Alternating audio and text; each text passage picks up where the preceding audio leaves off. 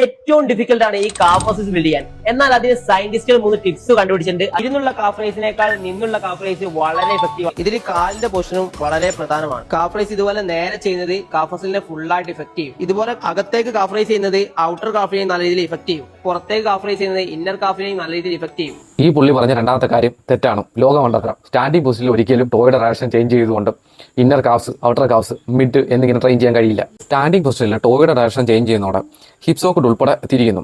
എന്നാൽ calf മസിലിന്റെ origin of insertion പോയിന്റോ മാറുന്നില്ല. കാരണം നീയുടെ ക്ലോസ് പാക്ക് കണ്ടീഷനാണ്. നിങ്ങൾ ഇനി റൗണ്ടായുള്ള സർഫസിൽ നിന്നാണ് ഇതുപോലെ ചെയ്യുന്നതെന്നുണ്ടെങ്കിൽ ചെറിയൊരു വ്യത്യാസം ഉണ്ടായേക്കാം. എന്നാൽ ഇത് നീയിലേക്കും നമ്മുടെ ആംഗിളിലേക്കും പരിക്കുകൾ ഉണ്ടാക്കാം. ഇനി നിങ്ങൾ നീ ഫ്ലഷൻ ചെയ്തു സീറ്റഡ് കാഫ് റൈസ് ആണ് ചെയ്യുന്നതെങ്കിൽ ഇന്നർ ഔട്ടർ എന്ന രീതിയിൽ ചെറിയ വ്യത്യാസം ഉണ്ടായേക്കാം. ഫോഴ്സിന്റെ ഡയറക്ഷൻ മാറുന്നതോടൊപ്പം line of pull of the muscle ഫൈബറിന്റെ ഡയറക്ഷൻ കൂടി മാറുന്നതാണ് കാരണം. ഇവിടെ നീയുടെ ലൂസ് പാക്ക് പൊസിഷൻ ആണ്. ഇവിടെ ടിബി മാത്രം ചലിക്കുന്നു, ഫീമർ അവിടെ സ്റ്റേബിൾ ആണ്. ഇനി എന്റെ സുഹൃത്തിനോട് ഈ കാര്യങ്ങൾ മനസ്സിലാക്കാൻ സയന്റിസ്റ്റിന്റെ പുറകെ പോകേണ്ട കാര്യമൊന്നുമില്ല. കുറച്ച് ബേസിക് ബയോമെക്കാനിക്സ് മാത്രം പഠിച്ചാൽ മതി. പിന്നെ കണ്ടന്റ് കോപ്പി പേസ്റ്റ് ചെയ്യുന്നതിൽ കുഴപ്പമൊന്നുമില്ല.